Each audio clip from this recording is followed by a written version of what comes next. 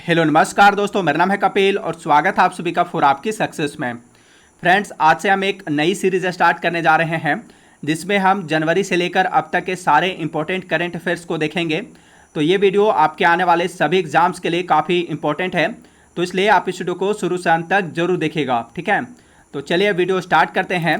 यहाँ पर हमारा पहला प्रश्न है, एक ज्ञान मित्र मोबाइल ऐप किसके द्वारा लॉन्च किया गया है? तो इसका करेक्ट आंसर है ऑप्शन सी, दादर और नगर हवेली तथा दमन और दीव के द्वारा जो है एक ज्ञान मित्र मोबाइल ऐप लॉन्च किया गया है। अब यहाँ पर एक ज्ञान मित्र ऐप क्या है? तो देखिए, एक ज्ञान मित्र ऐप के द्वारा जो है विद्यार्थियों को ऑनलाइन शिक्षा प्रदान की जाएगी। अब यहाँ पर बात हुई है दादर और नगर हवेली तथा दमन और दीव की। तो दादर और नगर हवेली तथा दमन और दीव जो है यह पश्चिमी भारत में एक केंद्र शासित प्रदेश है जिसकी स्थापना पहले के दादरा और नगर हवेली तथा दमन और दीव के विलय द्वारा हुई है। यह 26 जनवरी 2020 से अस्तित्व में आया है और इसकी राजधानी कहाँ स्थित है? दमन में स्थित है, ठीक है। दादरा और नगर हवेली तथा दमन और दीव की राजधानी कहाँ स्थित है? तो इसकी राजधानी दमन में स्थित है। नेक्स्ट क्वेश्चन है क्वेश्चन नंबर 2, 3 से 7 जनवरी 2020 के मध्य 107वें भारतीय विज्ञान कांग्रेस का आयोजन कहाँ किया गया? तो इसका करेक्ट आंसर है ऑप्शन बी, बेंगलुरु में। 107वें भारतीय विज्ञान कांग्रेस 2020 का आयोजन जो है कर्नाटक के बेंगलुरु शहर में आयोजित किया गया था। और इसका थीम क्या था? तो इसका थीम था विकास और प्रौद्योगिकी ग्रामीण विकास, ठीक है। और 3 से 7 जनवरी 2021 के मध्य 108वें भारतीय विज्ञान कांग्रेस का आयोजन कहाँ किया जाएगा? तो इसका आयोजन महाराष्ट्र के पुणे में आयोजित किया जाएगा, ठीक है। महाराष्ट्र के पुणे में आयोजित किया जाएगा। 107वें भारतीय विज्ञान कांग्रेस का आयोजन कर्नाटक के बेंगलुरु में किया गया था और 108वें भारतीय विज्ञान कांग्रेस 2021 का आयोजन पुणे महाराष्ट्र में आयोजित किया जाएगा। और इसका थीम क्या होगा? 108वें भारतीय विज्ञान कांग्रेस का मुख्य विषय क्या होगा? तो इसका मुख्य विषय है महिला सशक्तिकरण के साथ सतत विकास के लिए विज्ञान और प्रौद्योगिकी, इसका मुख्य थीम है। नेक्स्ट क्वेश्चन है क्वेश्चन नंबर 3, भारत के पहले चीफ ऑफ डिफेंस स्टाफ कौन बने हैं?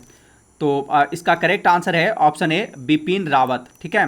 बिपिन रावत जो है ये भारत के पहले चीफ ऑफ डिफेंस स्टाफ बने हैं।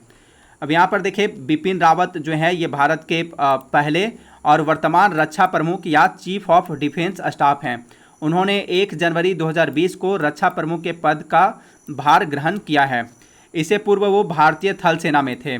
बिपिन रावत 2016 से 2019 तक थल सेना के पद पर रहे। बिपिन रावत भारत के 27वें थल सेना प्रमुख थे, ठीक है। लेकिन अभी वर्तमान में ये जो है बिपिन रावत भारत के पहले और वर्तमान रक्षा प्रमुख या चीफ ऑफ डिफेंस स्टाफ हैं। नेक्स्ट क्वेश्चन है क्वेश्चन नंबर 4, अगस्त 2020 को संपन्न बेल्जियम ग्रैंड प्रिक्स 2020 का खिताब किसने जीता है? तो इसका करेक्ट आंसर है ऑप्शन ए, लुइस हैमिल्टन ने। अभी बेल्जियम ग्रैंड प्रिक्स 2020 का खिताब लुइस हैमिल्टन ने जीता है। लुइस हैमिल्टन ने मर्सिडीज के चालक लुइस हैमिल्टन जो है ये पहले स्थान पर रहे हैं। और मर्सिडीज के ही चालक वाल्टेरी बोटास जो हैं, जो कि फिनलैंड के हैं, ये दूसरे स्थान पर रहे हैं। जबकि रेडबुल के चालक मैक्स वर्स्टापेन जो है, जो कि नीदरलैंड के हैं, ये तीसरे स्थान पर रहे हैं। नेक्स्ट क्वेश्चन है क्वेश्चन नंबर 5, स्वामी विवेकानंद कर्मयोगी पुरस्कार 2020 से किसे सम्मानित किया गया है? तो इसका करेक्ट आंसर है ऑप्शन बी, जादव पायेंग को। स्वामी विवेकानंद कर्मयोगी पुरस्कार 2020 से जादव पायेंग को सम्मानित किया गया है। यहाँ पर देखिए, असम में वन संरक्षण में बहुमूल्य योगदान देने वाले फॉरेस्ट मैन ऑफ इंडिया के नाम से मशहूर पर्यावरणविद जादव पायेंग को स्वामी विवेकानंद कर्मयोगी पुरस्कार 2020 से सम्मानित किया गया है। तो आप यहाँ पर ध्यान रखिएगा कि फॉरेस्ट मैन ऑफ इंडिया के नाम से किसे जाना जाता है? तो वह जाने जाते हैं जादव पायेंग, ठीक है। जादव पायेंग जो है इन्हें फॉरेस्ट मैन ऑफ इंडिया के नाम से भी जाना जाता है। और ये कहाँ से हैं? तो ये असम से हैं, ठीक है। असम में वन संरक्षण में बहुमूल्य योगदान देने के लिए इन्हें जो है स्वामी विवेकानंद कर्मयोगी पुरस्कार 2020 से सम्मानित किया गया है। जादव पायेंग को फॉरेस्ट मैन ऑफ इंडिया के नाम से जाना जाता है। यह पुरस्कार 2013 में पहली बार प्रदान किया गया था। स्वामी विवेकानंद कर्मयोगी पुरस्कार जो है यह पहली बार वर्ष 2013 में प्रदान किया गया था। कर्मयोगी पुरस्कार पूर्वोत्तर भारत के महान हस्तियों को प्रदान किया जाता है। नेक्स्ट क्वेश्चन है क्वेश्चन नंबर 6, IBM का नया CEO किसे नियुक्त किया गया है? तो IBM का नया CEO किसे नियुक्त किया गया है? तो वह नियुक्त किए गए हैं कृष्णा सुब्रमण्यम को। ठीक है, IBM का इसका आंसर है ऑप्शन सी। IBM का नया CEO जो है, IBM का नया CEO अरविंद कृष्णा को नियुक्त किया गया है। ठीक है, अरविंद कृष्णा को जो है IBM का नया CEO नियुक्त किया गया है। यहाँ पर देखिए भारतीय मूल के अरविंद कृष्णा को IBM का नया CEO नियुक्त किया गया है। IBM का फुल फॉर्म क्या होता है? तो इसका फुल फॉर्म होता है international business machine corporation. IBM की स्थापना कब हुई थी? तो इसकी स्थापना वर्ष 1911 ईस्वी में हुई थी। और IBM का मुख्यालय कहाँ स्थित है? तो इसका मुख्यालय न्यूयॉर्क में स्थित है, संयुक्त राज्य अमेरिका में। और प्रेजेंट टाइम पे IBM के CEO कौन है? तो वह हैं भारतीय मूल के अरविंद कृष्णा जो हैं, ये IBM के वर्तमान CEO हैं।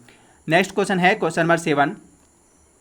US चैम्बर ऑफ कॉमर्स के ग्लोबल इनोवेशन पॉलिसी सेंटर द्वारा जारी अंतर्राष्ट्रीय बौद्धिक संपदा सूचकांक 2020 में भारत कौन से स्थान पर रहा है? तो इसका करेक्ट आंसर है ऑप्शन ए 40वां स्थान पर। ठीक है, अंतर्राष्ट्रीय US चैम्बर ऑफ कॉमर्स के ग्लोबल इनोवेशन पॉलिसी सेंटर द्वारा जारी अंतर्राष्ट्रीय बौद्धिक संपदा सूचकांक 2020 में भारत 40वां स्थान पर रहा है। 40वां स्थान पर देखिए भारत अंतर्राष्ट्रीय बौद्धिक संपदा सूचकांक में 53 देशों में 40वां स्थान पर रहा है। 53 देशों में 40वां स्थान पर रहा है।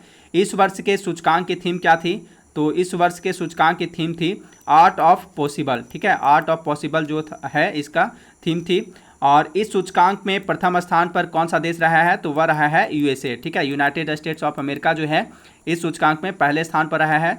दूसरे स्थान पर UK यूनाइटेड किंगडम दूसरे स्थान पर है और तीसरे स्थान पर फ्रांस है। जबकि अंतिम स्थान पर 53वां स्थान पर जो है वेनेजुएला है।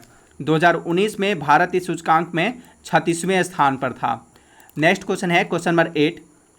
मासिक धर्म स्वच्छता के बारे में जागरूकता फैलाने के लिए यूनिसेफ ने किस भारतीय को चुना है? तो इसका करेक्ट आंसर है ऑप्शन सी मानुषी छिल्लर को। ठीक है, इसका करेक्ट आंसर है ऑप्शन सी मानुषी छिल्लर को जो है मासिक धर्म स्वच्छता के बारे में जागरूकता फैलाने के लिए यूनिसेफ ने चुना है, मानुषी छिल्लर को। अब यहाँ पर देखिए 2017 में मिस वर्ल्ड का खिताब जीतने वाली मानुषी छिल्लर को मासिक धर्म स्वच्छता के बारे में जागरूकता फैलाने के लिए संयुक्त राष्ट्र बाल कोष यानी यूनिसेफ द्वारा चुना गया है। मानुषी छिल्लर प्रोजेक्ट शक्ति नामक मासिक धर्म स्वच्छता पर एक पहल का संचालन भी करती हैं। इस साझेदारी के साथ वह लड़कियों को मासिक धर्म स्वच्छता के बारे में शिक्षित करने और स्वच्छता सुविधाओं के निर्माण के प्रयासों को बढ़ावा देंगे। नेक्स्ट क्वेश्चन है क्वेश्चन नंबर 9। विश्व मासिक धर्म स्वच्छता दिवस कब मनाया जाता है? तो इसका करेक्ट आंसर है ऑप्शन बी 28 मई को। प्रत्येक वर्ष जो है विश्व मासिक धर्म स्वच्छता दिवस प्रत्येक वर्ष 28 मई को मनाया जाता है, 28 मई को। और इस बार की इसकी थीम क्या है? विश्व मासिक धर्म स्वच्छता दिवस 2020 की थीम क्या है? तो इसकी थीम है पीरियड्स इन पेंडेमिक। ठीक है, पीरियड्स इन पेंडेमिक जो है विश्व मासिक धर्म स्वच्छता दिवस का थीम है। नेक्स्ट क्वेश्चन है क्वेश्चन नंबर 10। पुस्तक द डेथ ऑफ जीसस के लेखक कौन हैं? तो इसके लेखक हैं J.M. कोएटजी। ठीक है, पुस्तक द डेथ ऑफ जीसस के लेखक कौन हैं? तो इसके लेखक J.M. कोएटजी हैं। देखिए वर्ष 2020 में पुस्तक द डेथ ऑफ जीसस प्रकाशित की गई है। कब प्रकाशित की गई है? द डेथ ऑफ जीसस पुस्तक जो है यह वर्ष 2020 में प्रकाशित की गई है। यह उनकी इस सीरीज की तीसरी पुस्तक है। वर्ष 2014 में उनकी पुस्तक द चाइल्डहुड ऑफ जीसस और वर्ष 2018 में स्कूल डेज ऑफ जीसस प्रकाशित हुई थी। दक्षिण अफ्रीकी लेखक J.M. कोएटजी ने वर्ष 2003 में साहित्य का नोबेल पुरस्कार जीता था। उन्होंने 2 बार वर्ष 1983 ईस्वी में और वर्ष 1999 ईस्वी में बुकर पुरस्कार भी जीता है। ठीक है, तो द डेथ ऑफ जीसस पुस्तक किसके द्वारा लिखी गई है?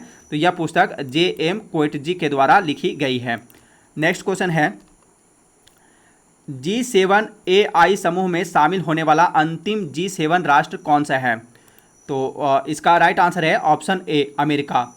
G7 AI समूह में शामिल होने वाला अंतिम G7 राष्ट्र अमेरिका है। ठीक है, अमेरिका। यहाँ पर देखिए G7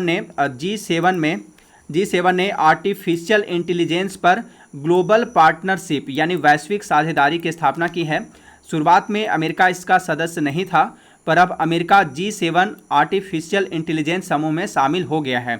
G7 AI यानी G7 आर्टिफिशियल इंटेलिजेंस जो है यह कृत्रिम बुद्धिमत्ता के उपयोग के लिए नैतिक दिशा निर्देशों को निर्धारित करने के लिए एक अंतर्राष्ट्रीय पैनल है। G7 की बात करें तो G7 जो है यह 7 देशों का एक समूह है जिसमें Canada, France, Germany, Italy, Japan, United kingdom और संयुक्त राज्य अमेरिका देश शामिल हैं।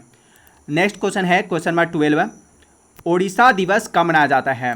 तो इसका करेक्ट आंसर है ऑप्शन बी 1 अप्रैल को। ओडिशा दिवस प्रत्येक वर्ष जो है 1 अप्रैल को मनाया जाता है, 1 अप्रैल को। यहाँ पर देखिए ओडिशा 1 अप्रैल 1936 को, ओडिशा जो है 1 अप्रैल 1936 को एक अलग राज्य के रूप में गठित हुआ था। इसी के याद में 1 अप्रैल को ओडिशा दिवस मनाया जाता है।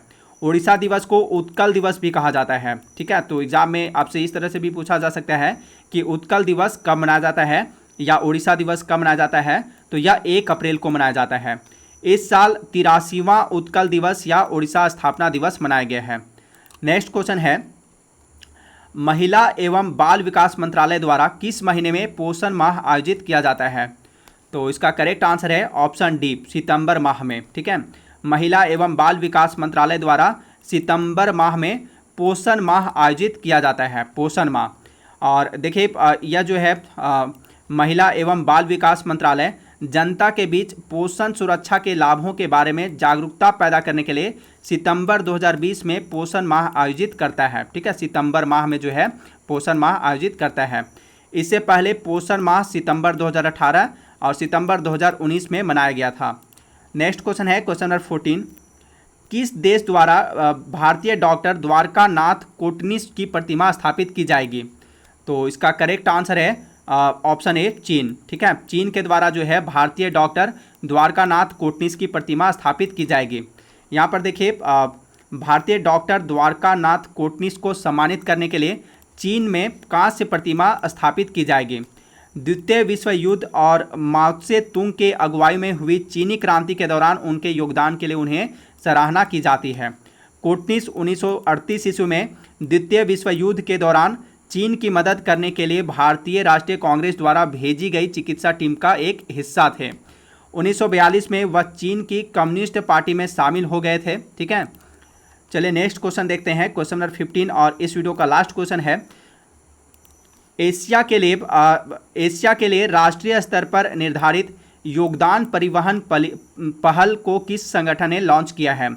तो इसका करेक्ट आंसर है ऑप्शन ए, नीति आयोग ने, ठीक है। एशिया के लिए राष्ट्रीय स्तर पर निर्धारित योगदान परिवहन पहल को नीति आयोग ने लॉन्च किया है। यहाँ पर देखिए नीति आयोग ने हाल ही में एशिया के लिए राष्ट्रीय स्तर पर निर्धारित योगदान परिवहन पहल NDCTIA लॉन्च किया है। गैस उत्सर्जन में कमी के उपायों के लिए तकनीकी सहायता प्रदान करने के लिए और परिवहन को डीकार्बोनाइज करने के लिए यह पहल शुरू की गई है। अब यहाँ पर बात हुई है नीति आयोग की, तो देखिए नीति आयोग जो है, नीति का फुल फॉर्म क्या होता है, सबसे पहले ये आपको पता होना चाहिए। तो नीति का फुल फॉर्म होता है national institution for transforming India, ठीक है, हिंदी में राष्ट्रीय भारत परिवर्तन संस्थान। तो नीति आयोग, इसकी स्थापना कब हुई थी? तो इसकी स्थापना 1 जनवरी 2015 को हुई थी, ठीक है। नीति आयोग की स्थापना 1 जनवरी 2015 को हुई थी। इसके अध्यक्ष कौन होते हैं? नीति आयोग के अध्यक्ष जो हैं PM होते हैं, ठीक है। भारत के प्रधानमंत्री जो होते हैं नीति आयोग के अध्यक्ष होते हैं। तो प्रेजेंट टाइम पे नीति आयोग के अध्यक्ष कौन है? तो वह हैं प्रधानमंत्री नरेंद्र मोदी इसके अध्यक्ष हैं। उपाध्यक्ष कौन है? तो नीति आयोग के उपाध्यक्ष हैं राजीव कुमार वर्तमान में, और इसके वर्तमान CEO कौन है? अमिताभ कांत हैं। नीति आयोग का मुख्यालय कहाँ स्थित है? तो इसका मुख्यालय नई दिल्ली में स्थित है, ठीक है।